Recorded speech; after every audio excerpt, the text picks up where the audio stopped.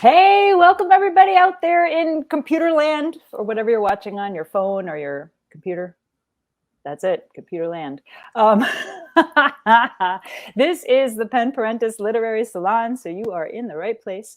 And I just made the gesture for you're in the wrong place, so it's going to be one of those nights.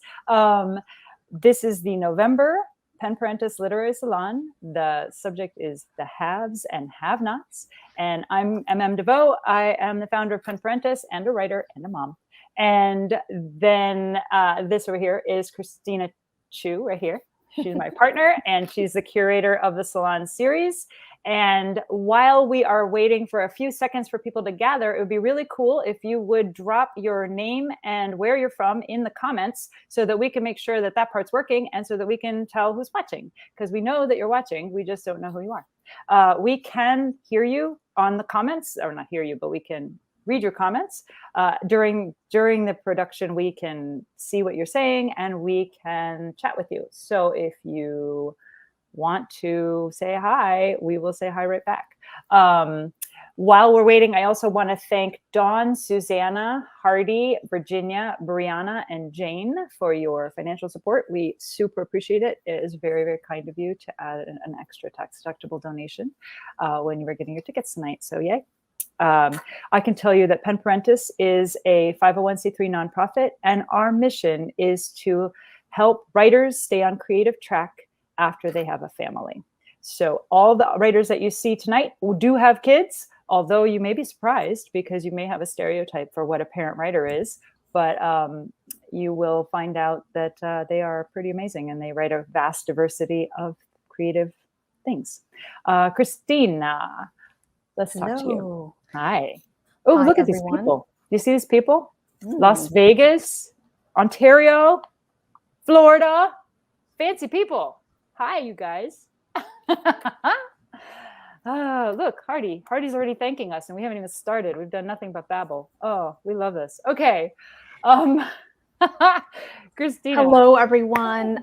Today we have a salon that is focusing on the haves and have-nots, and I'm sure each of these authors will bring their interpretation of that. And we have three really amazing authors. First, we have Amy Shearn. She's the author of the critically acclaimed novels How Far is the Ocean from Here?, The Mermaid of Brooklyn, and Unseen City. We have Jotham Burello. He's the author of Spindle City, which I'm really excited about. Sara Schaff, finally, is the author of the story collections The Invention of Love and Say Something Nice About Me. Everyone, please welcome our authors. Yay! We are really, really excited to have this amazing panel of authors. We have had Amy Shearn before, so she has to carry all the conversation. We are also really excited that you cannot imagine this lengthy amount of people commenting. So it's going to be really great during the Q&A. We will be able to actually answer people's questions because it sounds like they're a little active out there today.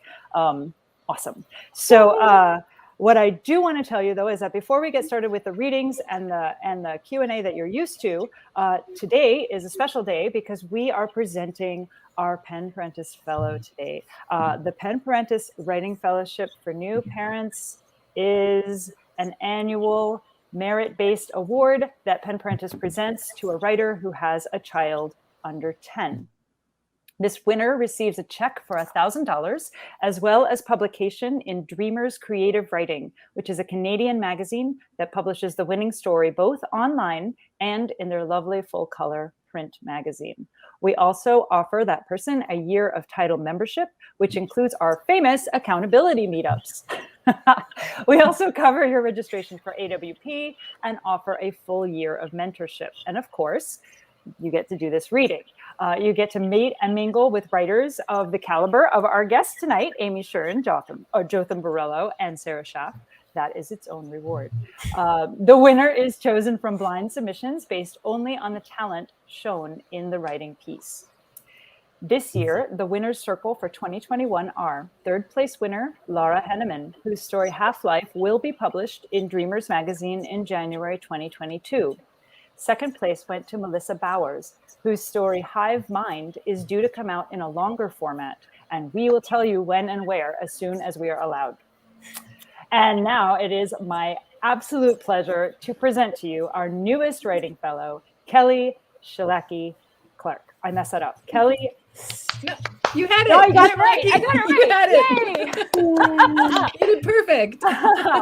Kelle Schillaci Clarke is a Seattle-based fiction and creative nonfiction writer, an adjunct English instructor, a corporate communications specialist, and an arts journalist, and a mom with deep Los Angeles roots. She earned her MFA in creative writing from the University of Nevada, Las Vegas, but left the desert in favor of the rainy Pacific Northwest, where she lives now with her husband and her daughter. As is now a tradition, Dawn Ryan, the fellow for 2020 to 2021, wrote a captivating welcome to our newest fellow, and she read it aloud in a very intimate Zoom. And I am going to read to you the very core of this letter. This is an extremely abbreviated excerpt of a truly magnificent and lovely welcome letter. The full glorious text is living on our homepage at penparentis.org, and I really, you must stop over and see it. Here is a very, very short version of the letter. Dear Kelle, it brings me tremendous joy to welcome you to the Pen Parentis Fiction Writers Fellowship. I'd like to assure you of your place in this world. You were a writer before the baby, and you are a writer still. Let there be no doubt about who you are and why you are here. Kelle, you did not burst from the center of a star, spiral down the double helix of your foremother's mitochondrial DNA to show up here and not write. You, my sister, are a writer. Please enjoy this year and all that it offers. Kudos to you and congratulations. With love and pride, Dawn Ryan. You must all go to the link on our homepage, which you will recognize by the photo of the tiara, and read all of this absolutely amazing letter, because it will make you cry. It's so good. And now we get to hear Kelle Schillaci Clarke read her winning story, Dear Barbie Arm, on the corner of 5th and Market. Yay! I'm so happy to hear that I can go and read Dawn's letter again in its entirety, because it really was amazing and just so much about what you guys are doing. And I want to thank you, Em. I want to thank you, Pen Parentis. This is such an amazing opportunity and an amazing honor. So without further ado, I'll jump into this kind of crazy piece that I sent in on a whim almost. So here it goes. Dear Barbie Arm, on the corner of 5th and Market. This isn't about you. It isn't about the Barbie you once belonged to, or the kid that Barbie might still belong to.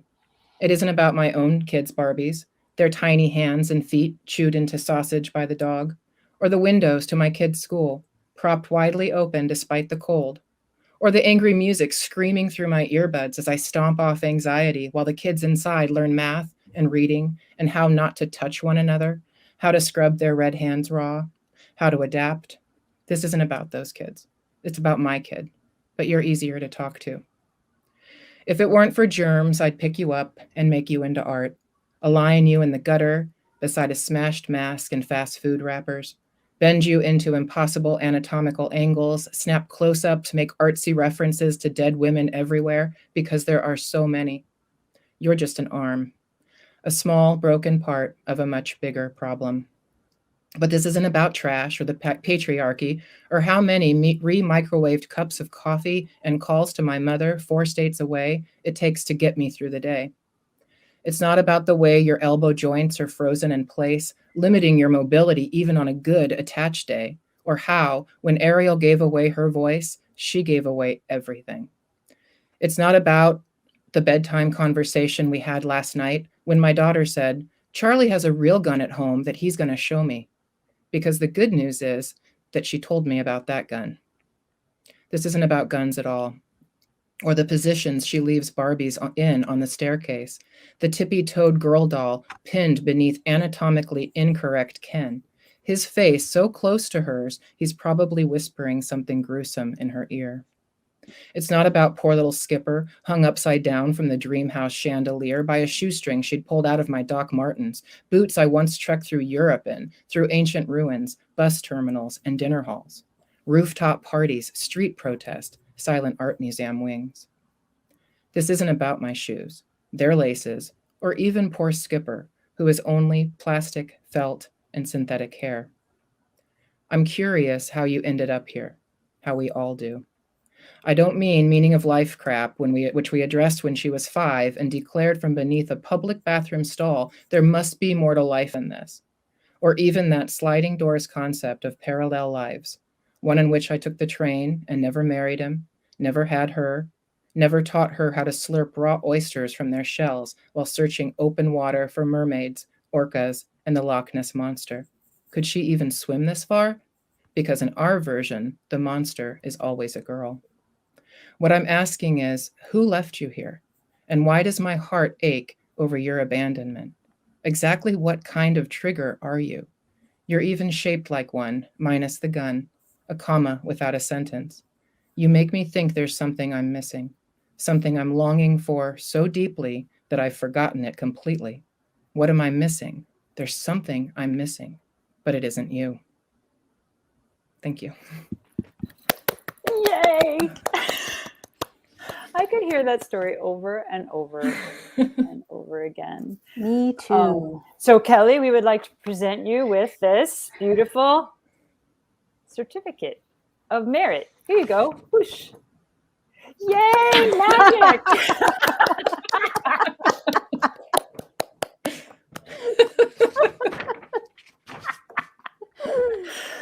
Oh, that is beautiful.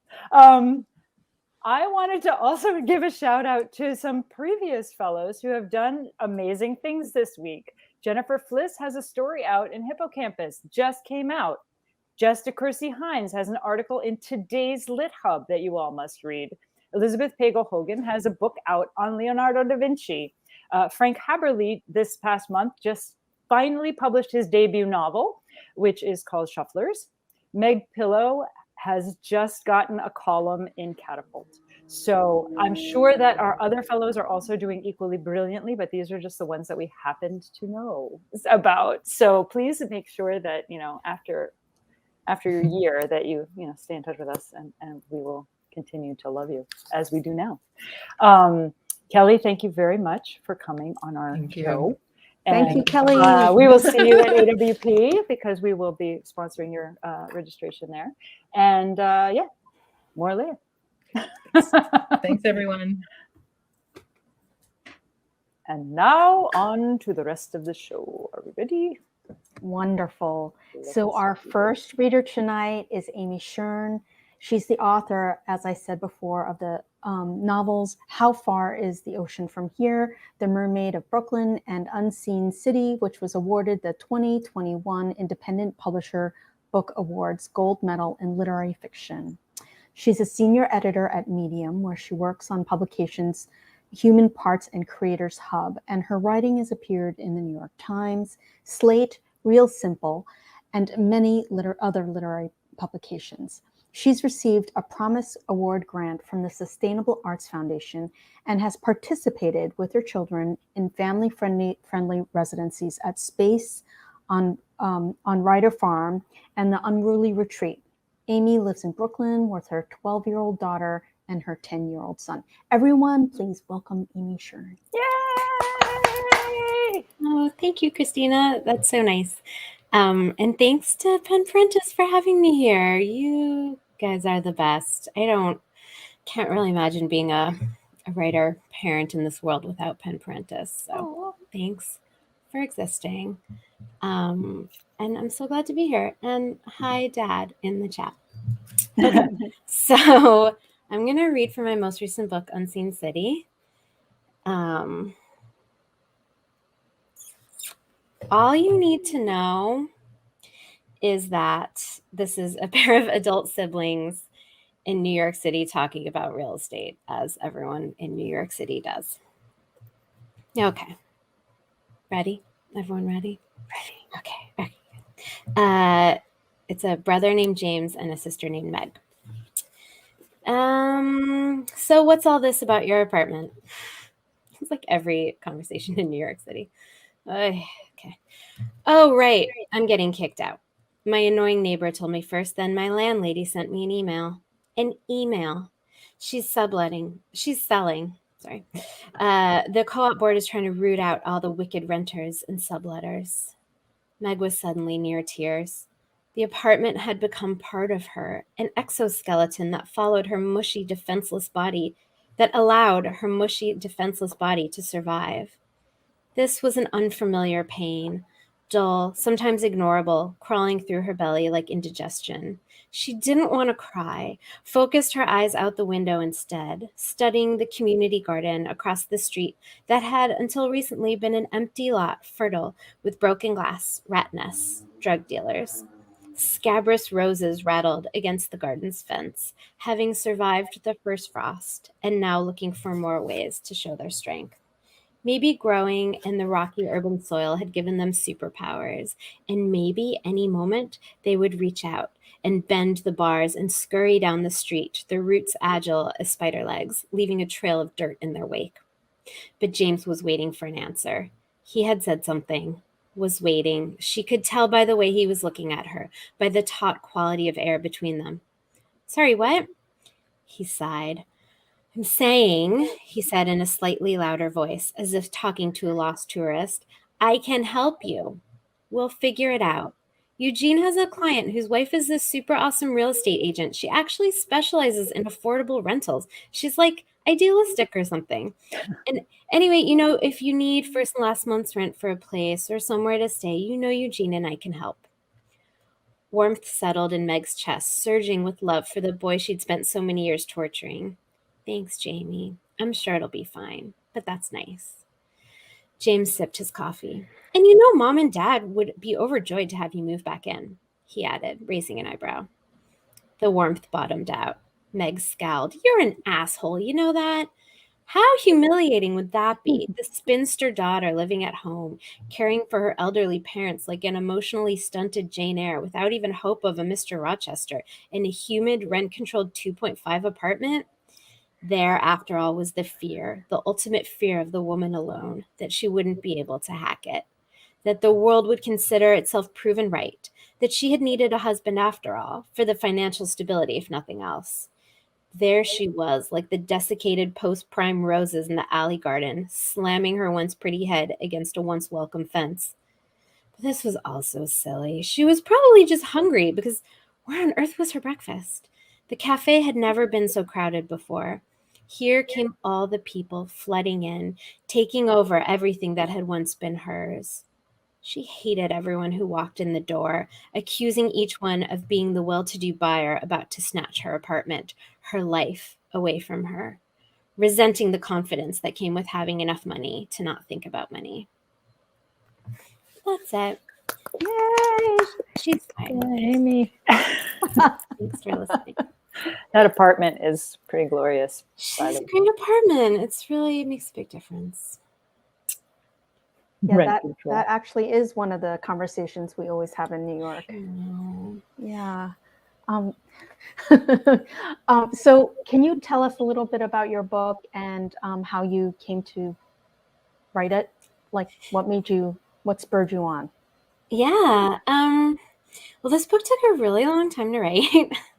And What's really long to you? It was like maybe 6 years. See, people, there's hope. In writing. I know that's actually not that long, but it's my third book. I feel like first books always take 10 years, and that's normal. But that's different. There's a lot happening there. But when I started writing this book, my kids were little. I didn't have a lot of time. I did a lot of research. Anyway, and I really liked the idea of telling kind of two stories, two sort of New York City stories at once, a sort of contemporary one, and there's also a historical strand in the story. And one of the kind of spurs of it was at the time I was first started thinking about this book, my then husband and I were house hunting, and I remember thinking like, okay, the only houses we could afford in New York City are 100% haunted in like a not chill way, like angry ghosts only is in our price point. So I ended up thinking a lot about spaces in the city, who can afford what space, what it feels like to feel. The character in this book really feels like the city doesn't really want her there, is kind of working to push her out because she's a single woman who, she works at a library. She doesn't have a lot of income. She can kind of just squeak by, but if any piece of that falls apart, she has no safety net. She can't figure it out. So just thinking a lot about who the city belongs to. And then in the historical strand of the story too, that theme is happening. You know, whose city is this? Who can call this home? And what happens to a space when you live in it? Oh, and did I already say there's a haunted house? Okay, so that's the other part of the story, is the historical strand of the story comes through because it's the story of the haunted house that the main character is. She doesn't live in it, but she's becomes friends with the person who owns it, and they're researching it together. I'm wondering if that little farm thing, like in the middle of the projects, is that, I know that it's real because I looked it up, but my question is, did you know about it before you wrote it, or did you come across it and go, oh my God, this has to go in my book? I did. I started writing a version of this book that had it had a ghost in the house that was from, you know, a long time ago in Brooklyn. And I knew I wanted it to be before Brooklyn was Brooklyn. Exactly. And then when I was researching sort of interesting historical periods in Brooklyn's history, I came across Weeksville, which is what you're talking about, Milda, which is, it was sort of a utopian farming community started and inhabited by free landowning African Americans before the Civil War. And this was when Brooklyn was all just farms, and then sort of, you know, the rest of Brooklyn kind of grew up around this town, and the town kind of got subsumed into Brooklyn. But then recently in the 1960s, part of it was sort of recovered. You know, some sort of amateur archaeologists were like, wait a minute, what are these farmhouses doing in the middle of Brooklyn, and why are they off the city grid? And now part of that community called Weeksville is now preserved. It's amazing. I feel like a lot of people don't know, but I mean, it's pretty far out in Brooklyn. You have to get pretty far out there, but it's this, right? It's like you turn a corner and all of a sudden you're on this farm, and there's these farmhouses, and they've done a really nice job preserving it. It's very magical to go visit. Yeah. And then once I kind of learned about it, I kind of couldn't stop thinking about it, and just did all this research and ended up having part of the story take place there. Amy, I'm actually going to be asking you a little more about research later. We're going to have a Q&A afterwards, because I'm really fascinated about that. So let's move on to our second reader, and that is Jotham Burello, and I'm really excited that he's here tonight. He's the author, as I said, of Spindle City, and it was a finalist for the Connecticut Book Award, and it was longlisted for the Penn Hemingway Debut Novel Award. He teaches writing at Central Connecticut State University, directs the Yale Writers Workshop and the Connecticut Literary Festival, and curates the Roar Reading Series, and is the publisher of the award-winning Elephant Rock books. He and his wife grow boys and flowers on Muddy Feet Flower Farm in Eastern Connecticut. Everyone, please welcome Jotham Burello. And Jotham, can you please tell us a little bit about your book before you start reading? Of course. I want to thank you, Christina. We've never been in the same room together, but I've seen you on Zoom a few times. It's nice to see you, and thank you to Em and Pen Parentis, and congratulations to Kelle. That sounds like you're in good hands for the next year. I think Amy set me up well. My book is historical, and we're going to go, the theme tonight is the haves and the have-nots, and I think my section I chose to read from the book hits it right between the eyes here. So Spindle City is Fall River, Massachusetts. At the turn of the 20th century, it was one of the leading textile producers in the nation, if not the world. And like most textile mills in New England, you had Yankee owners and you had operatives who ran the mills. So there's a great class divide there. In Fall River, the Yankees lived in the Highlands, and the operatives in the mid 18th century, they came really from, or 19th century, they came from Europe. In the part I'm reading about, there's a lot of French Canadians and there's a lot of Portuguese. The diaspora Portuguese is pretty great. So I'm going to read a section. One of my characters, there's a lot of characters, but this is Joseph Bartlett. He's an owner, but he's a reluctant owner. He married into a family called the Durfees, and there was a fire. There's always a fire, and he became the lead agent of the mill. He's out on a Sunday, and he runs into Sara Strong. Sara Strong is they'd call her a rabble rouser, and God forbid she was a suffragist. And she's there to organize labor, and she needs his help, and he's reluctant to help her. So she kind of bullies him into saying, come with me, I'm going to show you the worst neighborhood in your city that he's never been to. So we're going to pick it up, and they're going to go for a little walk together. The neighborhood's called the Cogsworth. It's my effort to be Dickens. The Cogsworth neighborhood. It's kind of a crummy place. So here we go. And we start with Joseph. And he is, his driver is Wiggins, who's a kind of a drunk Irishman, and they've had to change clothes. He wants to blend in. No one can know who he is here. Joseph took the trolley up President's Avenue and walked to Drover's. It being a Sunday and hot as hell, there was a lazy mood in the streets. Families bought foodstuffs in peddlers' carts and a few open shops. Young men under awnings passed cigarettes. A middle-aged man in a red vest eyed Joseph suspiciously. They rubbed shoulders as Joseph passed. Down the block, a woman leaned against a lamppost, licking an ice cream. She caught Joseph's eye and followed it into Drover's. Inside, he passed by Sara Strong's table, kicking it with his foot, and then turned back outside. He glanced at the lamppost and caught sight of a young man guiding the ice cream woman down the block. And it's 1911, by the way. I should have mentioned that. Across the street were 4 identical triple-deckers with mansard roofs and clapboard siding with narrow corner boards. Each had a type of handcrafted ornamentation at the cornice and door frames not seen in recent years. Piano music stopped and started. Joseph's son Will was learning similar songs. The small yards were well tended. Herbs and tomato plants were cut into small beds out back. These were the homes of civil servants and overseers, not unskilled workers. There were homes. The sun dipped, but the heat was still oppressive. The windows were thrown open. In one, a woman pulled a thread from between her lips and eased it through the eye of a needle. In another, a bare-chested boy shined a row of shoes, the tips hanging over the street. A man handed Joseph a flyer for a concert at the local parish. Sara Strong stood behind him. I didn't recognize you. Again with the wink. Hopefully she was the only one not fooled. No one would believe if they saw them together. These aren't what I want to show you. Let's walk. Where to? The edge of the Flint, Cogsworth country. The Cogsworth mills, boarding houses, and tenements were routinely singled out in the labor papers for health violations. Cogsworth Sr. was among the first mill owners to stroll through Quebec, offering carrots of salvation to desperate farmhands. For a month's pay, the wagoner would deliver the novices to a Cogsworth boarding house and then to the mill, where a supervisor would note the novice's name and impose a weekly garnish, usually twice the agreed amount, to pay back the mill for advancing the wagoner its fee. This neighborhood, Sara explained, was one of the 5 she'd been researching. It appeared she'd rented rooms nearby.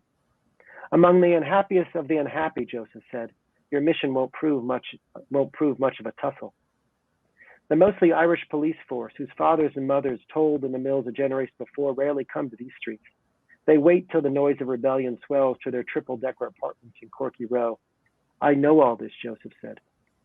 Sara shook her head at him. She ended the travelogue with a short historical summary that Joseph had no desire to be reminded of. At first, the mill owners supplied the rooms to house workers who had no rent money or transportation. Villagers sprung up around the mill for the workers. Now they trapped them. He had to admit mill owners did not make very good landlords. Jefferson Cleveland, the matriarch of his mill, Cleveland, had built houses in the 1870s and shortly thereafter sold them to his workers at cost. Nearing the Cogsworth area, the scenery changed, and so did the smell. See how the buildings are clustered close on the sides, how they loom over the street, affording no relief from the stench of garbage, Sara said, and she spit. Each tenement house, 4 to 6 families. The yards or dirt piles bred dust and more garbage. The granite bedrock foundations made service pipes impossibly expensive, and the owners never pressured the mayor to do anything before 1880, so none of the plumbing, or they were poorly rigged. Communal privies stood in clustered courtyards. Some families rigged pipes down the windows. In the front of the next tenement, a square section of lawn had been cordoned off with stakes and black ribbon. Funny, Joseph thought. The dirt in the square area was the color of cinnamon. Now that is queer, he said aloud, observing that in the center, the plot was green, or sort of green and brown and wet. He turned to Sara. Water in this heat? Cesspool burp, she said. They haven't seen the honey wagon in 6 months. She dipped a toe into the creeping stream of black muck lining the gutter. Cogsworth has mastered every legal maneuver to make even the most ardent state house representative weary. These drains are not far from their water source. She wiped the toe of the paper. She wiped her toe on a piece of paper in the street. Dysentery, anyone? She kicked the shit paper at Joseph, and he leapt backward, nearly tripping. A boy in overalls and a dirty undershirt passed, pulling a dog missing a hind leg, towing in turn a cart of iron pipes. Move out, the boy shouted, as he marched upon the folks, who split and came back without even looking at his cargo. Joseph stopped in the road when he passed. Sara pulled his sleeve. That boy is a few years younger than Will, probably never seen a school. Joseph continued walking. How did she know so much? He could see where standing water had evaporated in the dips of the road, leaving behind a dirty green fungus. Mosquitoes swarmed around the bits of rotten fruit in the gutter. In the distance, a rooster crowed. Every few blocks, the ground floor door was missing. In its place hung a curtain of tobacco smoke. Crowds of men stood inside carousing, their laughter and curses reaching the street. Men in rough clothes, smoking clay pipes, climbed up the cellar stairs, hauling pails of ale. Watching the exchanges, Joseph bumped shoulders of a woman wrapped in a dark shawl. Air sloshed out from under it, splattering his shoes. Kitchen bars, rum houses, the dealers distribute too, she said, all in violation of the boarding house rules. Want to go enforce your owner friend's rules? At a distinct disadvantage, Joseph kept moving from one grocery to another instead of challenging Sara. She'd continue to bait him no matter what he said. He had no answer. He was not the savior of Fall River. And I'll stop there. They continue on, and she did rent some rooms, and we meet, she has, God forbid, she has a woman lover named Missy, who she looks at him and says immediately, she just looks up and says, "You're not as tall as I thought you'd be." It's the first thing out of her mouth. So he has a tough road ahead of him here, but he gets out of there. And Sarah Strong is a character that I just love when I wrote the book. So I'm glad I got to read part of her. Thanks a lot. Yeah, super fun. Is she a character based on someone that you researched or heard about, or just? Yeah, she's like everybody. She's just this composite that we all use. And there was a number of women who really, there was a group of folks that came from Vermont and Bangor, where there was actually violent protests. And she was kind of a composite of that. She actually went to Mount Holyoke. I learned she speaks fluent French, and she's into midwifery. So she does a lot of things. And then she comes to Fall River, but there's this sense of danger around her that she's really they're gonna grab the operatives and cause some violence. And that's kind of a threat that she brings. But she was just a composite of a number of folks. There is a picture, I can't remember the name, but of an actual label reader from the time. And in her rooms, there's a picture posted with the woman and a quote of hers that I did use. So I'm trying to kind of give away a little of the research and get a nod to the actual, hardworking people that supported the operatives at the time. Nice. Wonderful. Also, I think that places should start serving pails of ale. Yeah, how about that? They probably do on some college campuses I've been to. Thank you so much, Jotham. Yeah, thanks a lot. We will come back to you during the We'll grill you. Yes, we're going to grill you. Thanks a lot. Our final reader tonight is Sara Schaff. Hello, Sara. Hi. She's the author of the story collections, The Invention of Love and Say Something Nice About Me. It's a CLMP Firecracker Award finalist in fiction and 2017 Next Generation Indie Book Award finalist for short fiction. Her writings has appeared in Catapult, Kenyon Review Online, Yale Review Online, Michigan Quarterly Review, LitHub, and elsewhere. A graduate of Brown University and the MFA program at the University of Michigan, Sara has taught at Oberlin the University of Michigan, and St. Lawrence University, as well as in China, Colombia, and Northern Ireland, where she also studied storytelling. Sara is an assistant professor of English at SUNY Plattsburgh and lives in North Country of New York with her husband, the poet Benjamin Landry, and their daughter. She's on Twitter, so you can find her there. Everyone, please welcome Sara Schaff. Thank you.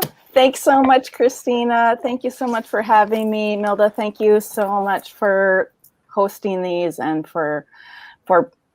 to Pen Parentis for existing. And it's so great to meet all of you writers. Thanks to everyone who came.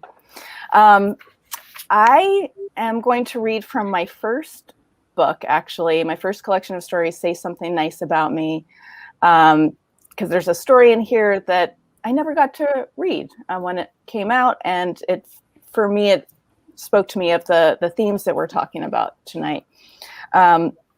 And it is set in a dormitory in the summer, and that's all that you need. It's called That Won't Be Necessary. Before the summer crew painted the dorms, they had to clean every room. In 303, Lucy stood on a ladder to scrape glow-in-the-dark pinup models from the ceiling. Meanwhile, her painting partner was busy unfurling a stained yellow bedsheet she'd pulled from a dresser drawer. "Mind if I take this?" Steph cooed. "The thread count's incredible." "Finders keepers," Lucy said, "words I like to live by." Dirty linens aside, it was amazing the things students left behind. Mini refrigerators, toaster ovens, MP3 players, an almost brand new laptop with sociology papers and photos of topless cheerleaders stored on the hard drive. That morning, Lucy had claimed a flat-screen television left in the closet of 303. She was simultaneously appalled and exhilarated by what her fellow undergraduates were willing to part with. Appalled by the wastefulness, exhilarated by the hunt for new treasures. Steph was singing now to the tune of Uptown Girl. "One man's trash is this woman's new wardrobe." Lucy rolled her eyes. Everyone already knew Steph's plan: to sew an entire line of fall dresses made out of the things she found in Jefferson Hall, the massive Pemberley campus dormitory their crew had been charged with painting by the end of the summer. "Cigarette break," Steph called. With the sheet wrapped around her body, toga style, she waved from the door. It wasn't even break time, but Lucy felt relieved. Without Steph's background chatter, she could more easily daydream about seducing Gus, a polite townie on their crew. He had been her partner for a day when Steph was sick last week. They worked together on the second floor, where Lucy found the retro boombox, which she carried around the dorm with her, tuned to the local public radio station. Gus was a quiet guy, and she hadn't dared speak to him for fear of betraying her feelings. During the academic year, he cooked at the same dining hall where she fulfilled her work-study obligation by wiping tables and cleaning out the coffee filters between mealtimes. She liked that Gus wasn't a student. His life seemed important and real to her. He had a tattoo of a giant squid on one arm and orbiting planets on another.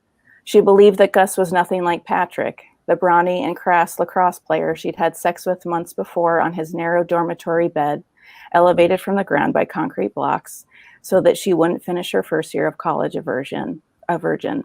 By the time Steph returned, Lucy had finished scraping and begun pouring thick latex paint into her aluminum tray. Steph laughed. "You're already covered." It was true. Paint on her arm, her pants, her shoe. It took so little effort for Lucy to make a mess. Humming a top 40 tune, Steph arranged her drop cloth and painting paraphernalia with surprising precision. Even though she acted lazy and careless, she was, to Lucy's chagrin, efficient and clean when she finally decided to work. By the time lunch hour rolled around, she had completed her section of the room, while Lucy was only halfway finished with one wall. Steph's purple bandana remained spotless, while Lucy's dark hair was streaked with white. She felt a painful jealousy flare up. She tried to fight off the feeling. On her way to eat, Lucy stepped from Jefferson Hall into the bright sunlight, and Steph ran past her toward her adoring crowd of male painters sprawled in the grass in front of the dorm. They laughed gleefully as she lifted her shirt to show an invisible dot of paint on her back. Lucy walked more slowly. She decided to hold on to her jealousy. It felt righteous, necessary, calming, and it made her feel superior, although she couldn't explain why. And I'm going to stop there. Thank you. So, Sarah, you mainly write short stories, correct? I do. I'm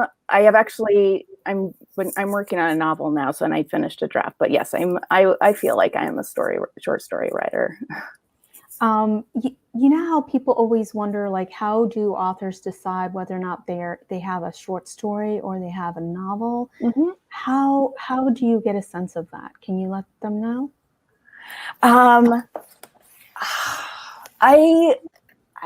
Well, because I feel like I am most at home with short stories, that is usually what I assume I'm writing.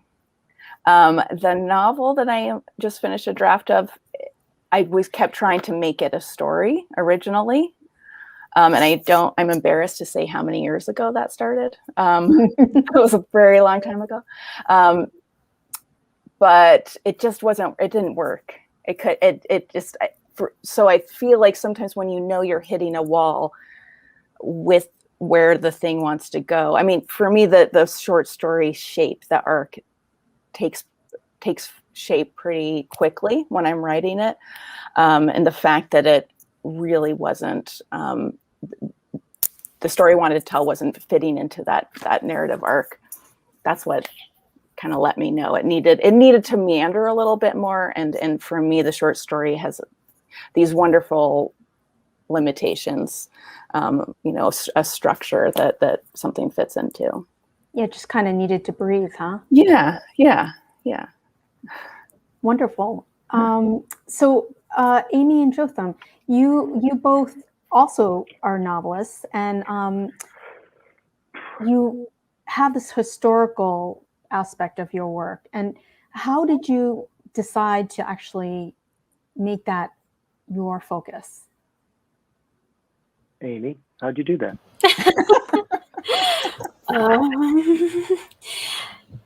Well, this is my first book. This is my third novel, and it's the first one I've done historical research for. Oh, okay. So I don't know. I don't know that I would do it again at this exact moment. It was a really interesting experience. I think I just wanted to do something. No, I'm actually stalling because I'm trying to remember really why I did this to myself. I was like, it's really hard to find writing time. It's really hard to get a book published, all these things. So how can I make it more difficult for myself? Yeah. I know. I'll add like a whole other project and it'll really be 2 books in one. But I think that, I think what it really was my second book was about a mom who lives in Brooklyn. And I got really annoyed and tired of talking to people who said, or, readings or reviews of the book or whatever that conflated the character with me.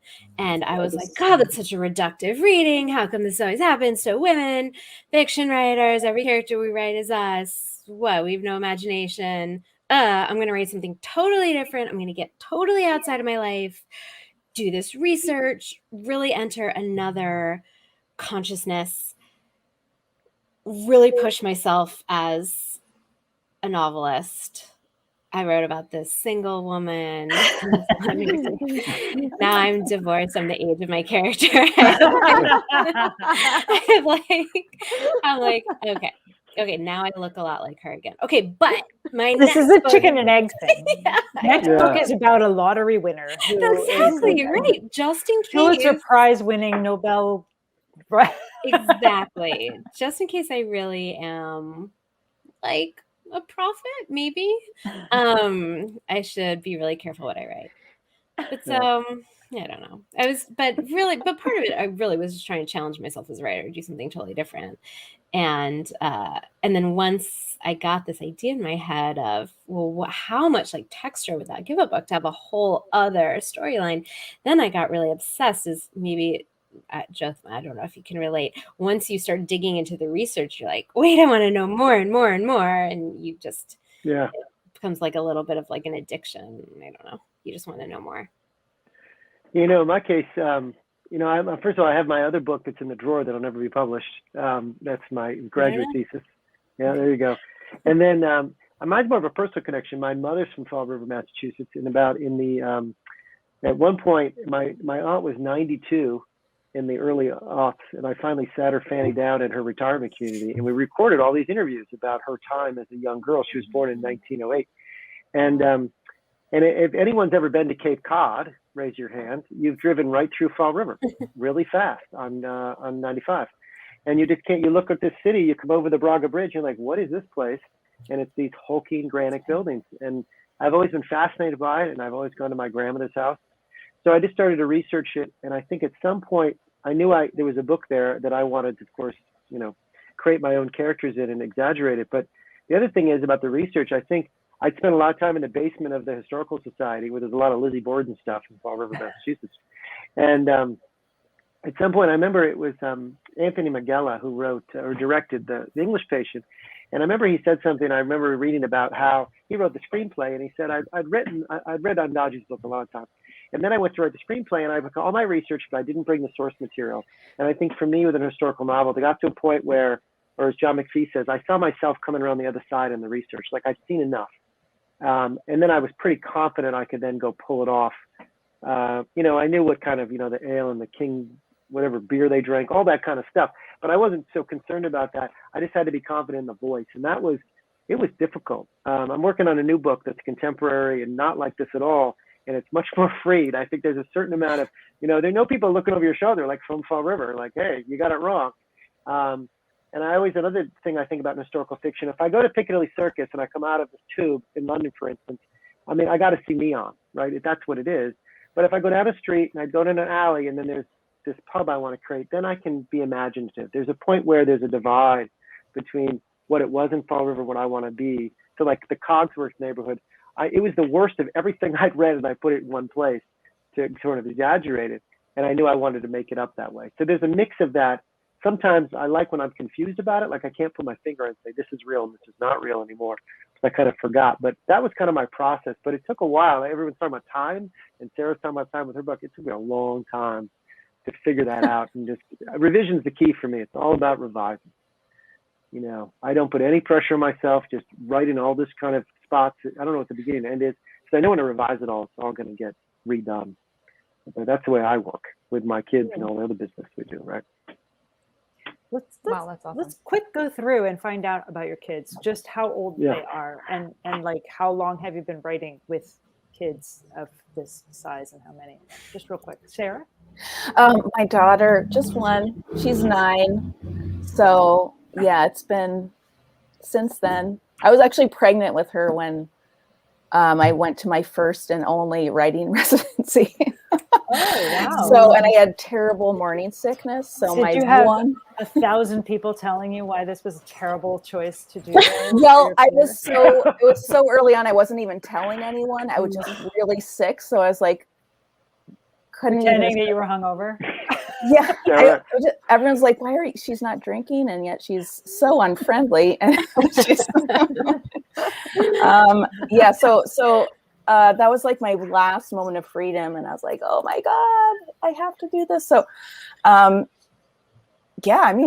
it's hard, especially during the pandemic. That was just nothing happening. Yeah. Well, we were homeschooling her. She wasn't even doing remote school, so it was a lost year. Hard to find time to write when you have to be the teacher in the room. Yeah. For sure. Jotham, how old are your kids? I have 3 boys. I have an 18-year-old applying to college. I have a 15-year-old who's going in an awkward stage with his braces and everything, and then I have an 11-year-old. So they've been around the whole time. Yeah. But we don't live. I live in kind of rural Connecticut, so like I have a big office, and we have plenty of space, so they can just go away. But do they stay away? Like, do they say? Do they respect your space? If you say, like, "Dad's, I'm out," are they good with that? It's more like if I respect their spaces. Let's remember they're all connected to their devices and everything. Like, come down to dinner, please. We're ready. We want to see you again. But I don't know. It's funny, as we've been talking, like I've been making notes. Like I'm not a believer, and there's nothing in writer's block. You just write. I have no time to make excuses or stop. I mean, I do a lot of stuff. So it's always got to be happening.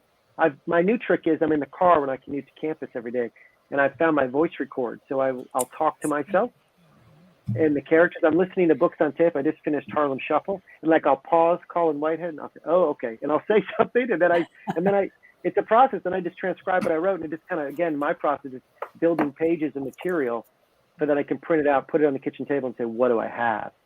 I mean, I How just got to was that make when they stuff. were toddlers? Did you have 1,000 papers and then they were like, Yeah. kitchen table? It's not always so easy, that's for sure. Now they can wipe themselves, so it's much easier. And they can make, bagel donuts or whatever the things they make, their baked pizza bagels. So no, it was tough, but my wife's really supportive too. And I'm real fortunate. I teach, but we just have, I can Zoom class if I choose to. So last week I said, I'm Zooming next week. So away in the syllabus, I said, I'm going away for a week. I told my wife in August this last week, and I went away to a place I could go. I Zoomed my students, turned them off, and I wrote for a week. Wow, So, that's great. but I plan that months in advance. I mean, I have to think about that way. Amy, But they're good kids. how's your So mine are 10 and 12. Yeah, and people out there with little kids, it's so much easier now. But I was writing before the kids, went to graduate school and all of those things. And my first novel came out in 2008, and I found out I was pregnant with my daughter the day the book came out. So it was Wow. there's really a lot happening right now. it's the really perfect great. time for it to happen. It's like, I mean, it kind of is, because I've never had that thing where I think some authors, a book comes out and they're super fixated on the book, and they're checking the sales and the rankings and all these things, and I've always been either too morning sick, that first book, or too busy with kids to fixate on it, which is kind of a blessing in disguise, I think. Just, I don't know, a certain level of distraction, I think, is a great gift for a writer on the publishing side. You can't fixate. You don't have time. As Jotham was saying, I don't have time for writer's block either. I just don't have time for that. But yeah, so now it's so much easier, the ages that they are now. My fourth book, which is going to come out at some point in the next few years. Gotta sign that contract. Hasn't arrived yet. That was me knocking on wood. Everybody knock on wood. It's a verbal agreement. I don't know, people who haven't published, I don't know if you know, so much in publishing is weird, old timey, handshake agreements. And they're like, we'll get you the contract. You're like, 5 months later.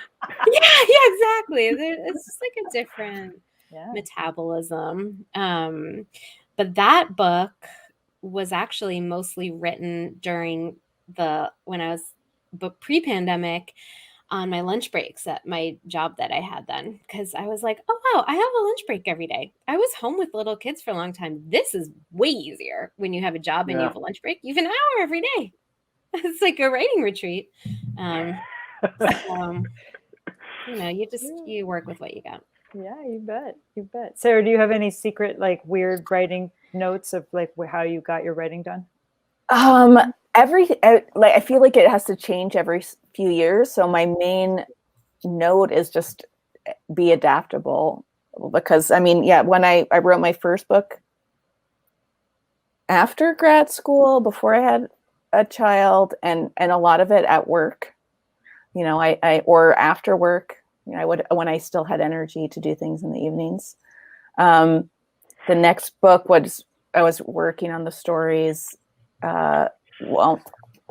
whenever my kid was just doing something else, or just, in minute by minute increments. So I just, after being in grad school and being told, you need to have a write every day, I could never really do that, but just write whenever I could.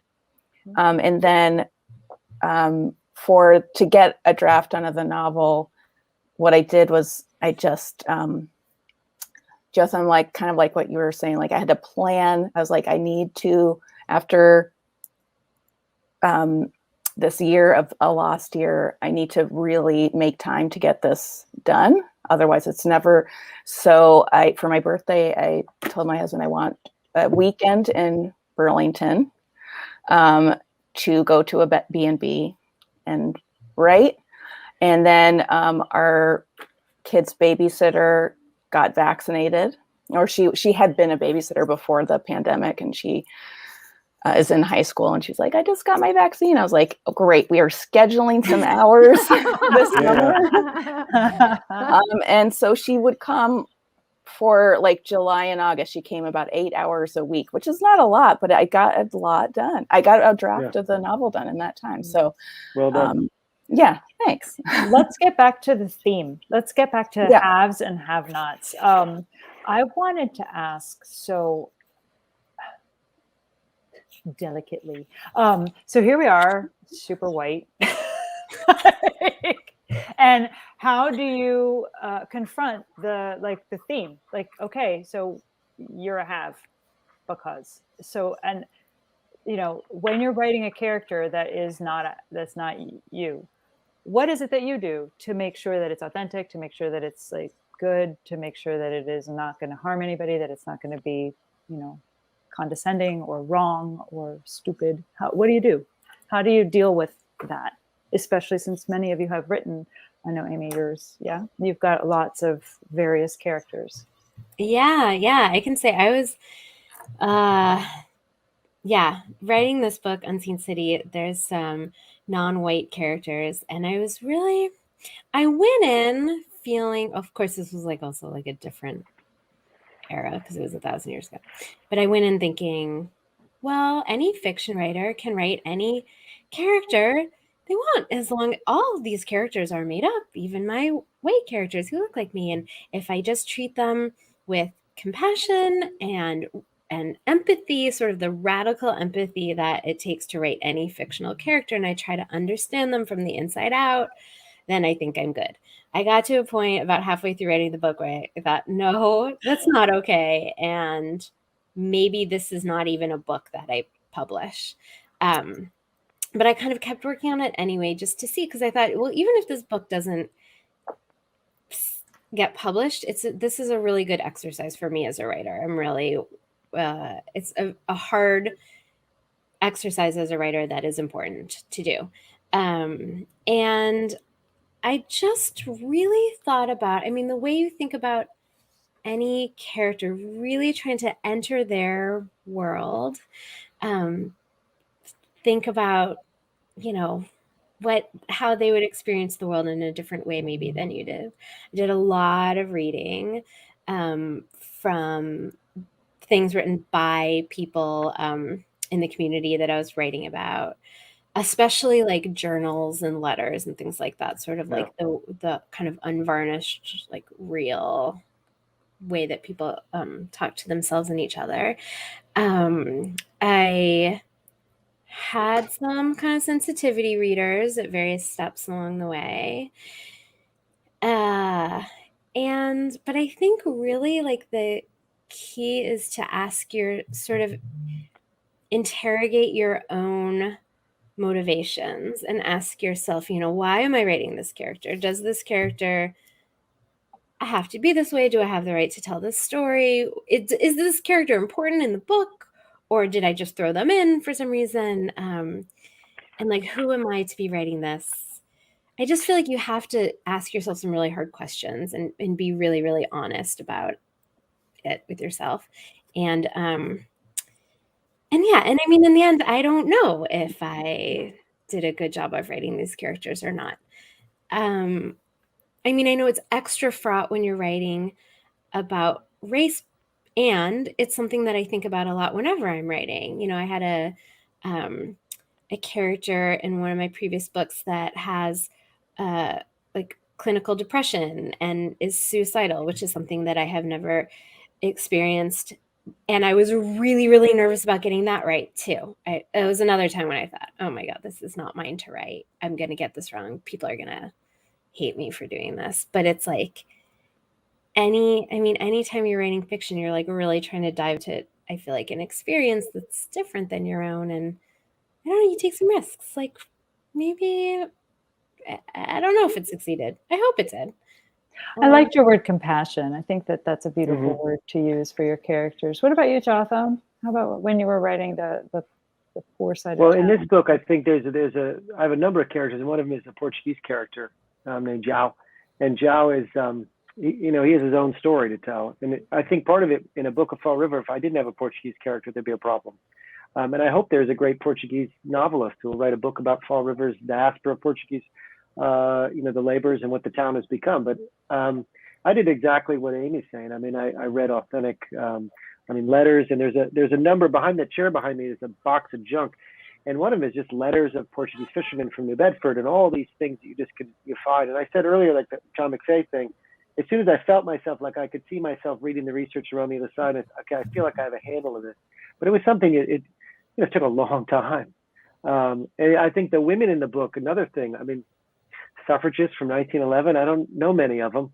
And I just had to just read, and they were the most fun to write. I think I want to put the joy back into the process too. It's like trying to channel that voice, and then it would kind of go there's three women in there that are really excited to just read them. I mean, I don't know what they're going to say to me. I think when I got in that zone, I had to earn it though, that's for sure.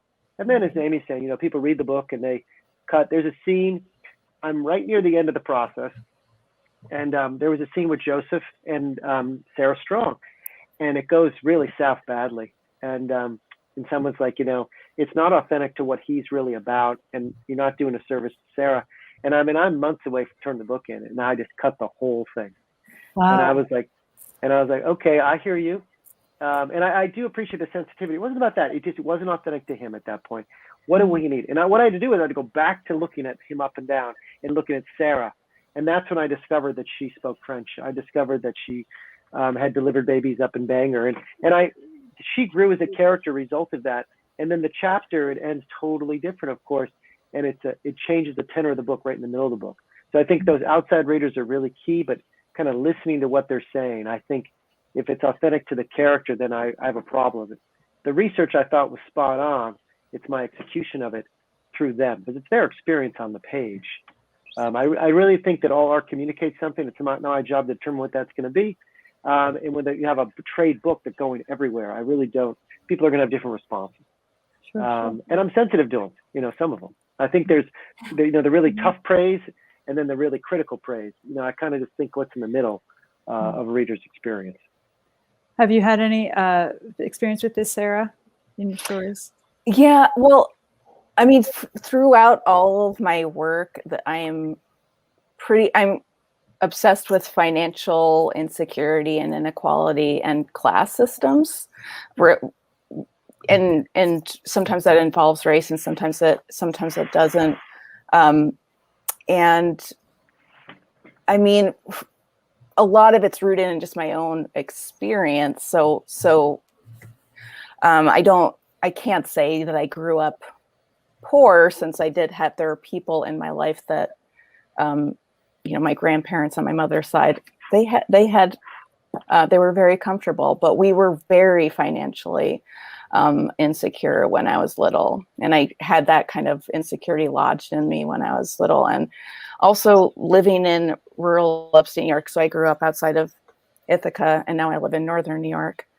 And there's just so much rural poverty that just has gone completely ignored for so many years. And just every day, like, I was just witness to not just my own sense of, fear about what was going on with my family, but just real destructive poverty. So in my first book kind of deals with that a little bit more specifically, just because it felt like something that I had been thinking about so much, and obsessing about. And so that's something that's even, I'm still exploring class systems in the novel I'm writing, but it's also expanded to England and, class systems and racial segregation there. through. Let me That's not, ask- yeah. Let me ask real quick for each of you to respond. Yeah. How do you keep from your fiction becoming a polemic? When it is so clear, like a lot of times when you're, as you're writing a story, okay, well, these are the good guys and these are the bad guys. This is the way it's going to be. Because, or if you have a message that is so vital to you that you really want to make sure you communicate, how do you manage to keep your writing from being too aggressively messagey? Or do you? I write an essay. It's funny. I always tell my students a couple things. I always say, who you're writing for, and these are undergraduates, and they kind of look at me, and I'm like, you're not writing for me. I got plenty to read. I don't need to read your work. You got to write something that you believe in, that you want to say. So, and that's part of it. And then we always go back to this character's plot and plot is character. And I think my job is to entertain and be clear. And way down here, I can inform. And that's simple to say, but I mean, I want to kind of entertain myself in a sense, and I want the characters to, by the very nature of me being specific, it becomes a message is told, right? So the details I put in there immediately are going to communicate that. I don't need to say anything else. If I do, then my job's too wrong. And since I read a lot of, if you're out there undergraduates, I love you, a very, plain spoken, like, this is how I feel storytelling. I see it all the time. And I say, instead of saying the kid's sorry his dad died, put him in a Vietnam jacket and send him to high school. It's the same thing. And that's what they need to do. So it's told through the detail, and it takes the pressure off me. So I think that's one way I check myself, so to speak. Mm-hmm. Great advice. Yeah, I mean, I could speak to that too. I usually don't start with the, that frustrate or the concept of what I want to say. It's more like you said, Jotham, like it starts with a character and who has this particular experience in life. I do think that there's a couple of stories in my newer collection that are a little more didactic because I was very angry when I wrote them. It's very hard not to be angry these days. It's like, it's kind of ubiquitous. But that was freeing too, to just say, you know what, I'm doing the character thing. I am entertaining myself by not allowing myself to go completely, nuts with what's happening out there, and directing myself in here. So, yeah, I mean, I guess you want to entertain, and you want things to come from character. But I think sometimes it's okay also to let your work be fueled by what really is frustrating and feels completely unfair and unjust. Yeah. You guys, I don't mean to cut you off, but because it's getting late, we do have someone who wrote in a question for you guys. Lara H asks, she would love to hear about everyone's approach to revising a manuscript once you have a draft. Thank you, Lara. Yeah, that's a great question. I think I just wrote a short story last week. Yay. Sarah, Yay. I loved how you described short stories or novels as sort of like a short story that doesn't behave. I haven't had a short story behave in a long time, and the story just like plopped out, and I was like, how satisfying was that? And so then I was looking at to revise it. I was rereading it, and I thought, God, revising a short story is so great. You can hold the whole thing in your head at once. Yeah. But it was like a microcosm of how you do it with a novel. But I'm very old school. Like, I have to print it out. I have to spread it all out. Like all the old tricks that I feel like everyone does. Read it out loud. So many things are revealed when you read it out loud. I also think like sometimes the key that nobody really wants to hear, but I actually think it makes me feel much better to think about this actually, is just that sometimes like the most important ingredient is time. Like you just have to let it sit and then find a way to look at it. So find a way to see it as if someone else wrote it, whether that's just having enough time pass, putting it in a different typeface than you usually write in. That's a clever one. You know, Yeah. when I see I something haven't heard that Matthew one Garamond, before. I'm like, what the hell is this? Nice. What's this story? And like, if it's still good in Comic Arial, Sans. There it's was a good. reason for Exactly. Yeah. If it's good in Comic Sans, it is good. you. And yeah, the actual teachers here probably have good advice, but I feel like those are like the classics. That's great advice. Yeah, those are good. Thank Yeah. So much I easier try to, with I do story. things too. I find myself, sometimes I tinker, with things, and I want to be open to surprise. So I use my journal, or I use my, Word document to just kind of say, okay, I need to pry this open and have no constraints of where do I even go in the story. I'm just going to write a new scene, and I know it's going to edit down. So I need to give my permission to be surprised. And sometimes I'll read my stuff aloud, and it's like, well, that's just obvious. Like, what's the surprise? So I do a lot of writing off the page. I think in my revision, where you're walking the dog, you're taking a shower, you're just thinking about it, very actively thinking about it. And then I'll just write new scenes and then try to then just sculpt them into the work. I find if I'm tinkering in the margins, sometimes I'm just changing words. I'm not doing what needs to be done to make it surprising for me as a writer. So I think that's one maybe small tip. But reading aloud's great. I like to do with my students when we're working on novels. Take a paperback of a book you like and just cut it into pieces and just lay all the novels out of it's really study models really well of books you like. And cutting a book into pieces and lay it on the table, like chapter 1, chapter 2. Like, how did they do it, right? Like, figure out how they do it when you get frustrated. And even I get frustrated, you think you have experience, and then you're like, shit, I don't know what I am doing. And I go and I say, I need to read more of this book, and then it helps me kind of get in a zone in my revisions. Yeah. I love that. I want to do that. Cut Yeah. I do not want to cut up so anything. violent. I can't. Well, you get it. It's a book maybe watered Stay away down. from my books. Yeah, it's like the copy that you found of your favorite book in a little free library whatever. that has the bad cover. I'm not and you're throwing like, it I'll away, take it. Em. I'm just Nice. going to use it in a different way. Right.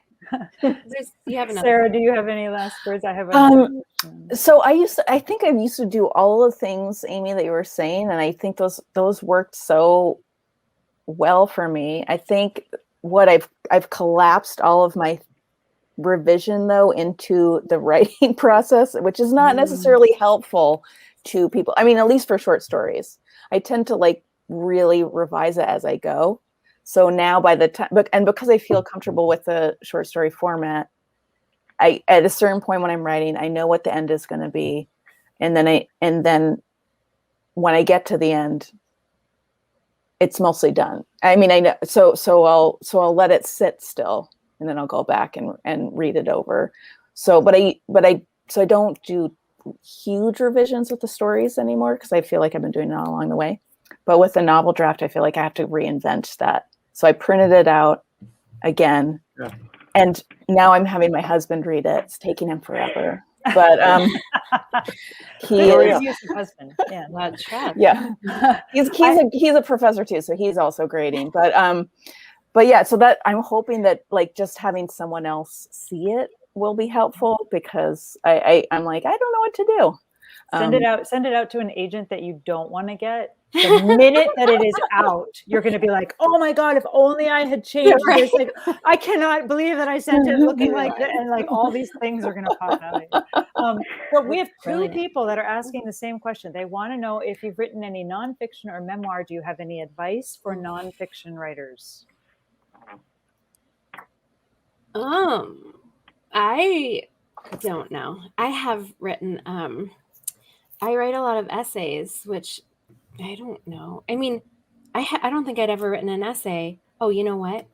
I was going to say, before my first book came out and my publishers were like, you should write essays. You know, when you have a novel out, then your publishers always want you to write essays.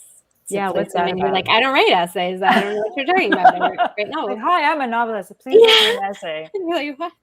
Although I did write an essay in graduate school that Jotham, my friend and yours, Amanda Fields, a great writer and reader and professor, read this essay, and she said, this is a novel. And I was like, how dare you? Right. It ended up being my second novel. She was totally right. But I have ended up writing, and then since then I've gotten more comfortable with writing essays, and I've written a lot of essays, and I just published a personal essay in the New York Times, which if you've ever published there, wow, a lot of people read that thing, and you get a lot of response. Modern Love, right? Wasn't it in Modern Love? It was Modern Love, yeah, which is Oh, like yeah. a very unsettling Congratulations. experience. Very I was like, popular. excuse everybody me, that I know. people, this is personal. Don't talk to me about this personal thing I just told you about. It's private. In this large circulation, Please. international market. Please read it. Share with your friends. Do not talk to me about it. Thank you. Amy, that's really interesting because you're saying, in a sense, part of the advice is you have to be prepared to be honest and put yourself out there in a way that if you're not comfortable, then you maybe shouldn't write it. You know, I mean, I always think if you're not comfortable with, then it's probably really good, and it probably is the thing you should write about. It's just uncomfortable on the other end. Make sure that you have the number of a good therapist. It's uncomfortable if people read things. It's uncomfortable if they don't.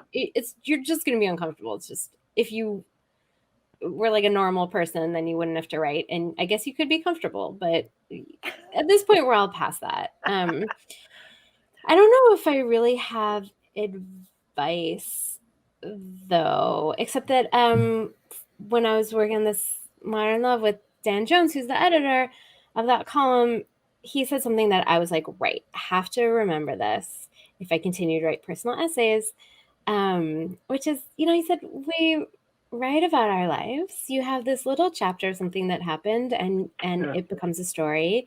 You're allowed to write about your life. That's your experience of the world. Other people are involved because other people are involved with your life. You treat every character like in a work of fiction with love as much as you can. But it's your story to tell, and you do that, and you just sometimes have to remind yourself of that. But I've actually been reading a lot of nonfiction memoir about parenting writers recently, and it just reminds me. Genre. We started it, right? Yeah, the Deborah Levy trilogy, and I'm just reminded whenever I read those books or essays that mean so much to me, and I feel like validate my experience and help me exist in the world. It makes me remember that there is so much value to telling our stories, because even if it's sometimes a little personally uncomfortable, it helps readers. I'm helped by writers who do that. So in conclusion, I have been writing some personal essays, and I don't think I have any advice, but please keep writing them because I want to read them. There it is. I cannot believe how far over we are over our hour. So unless anybody has any, actually, everybody say one short piece of advice to people who are writing with their kids. What should they do? That's great. Whatever it is, go.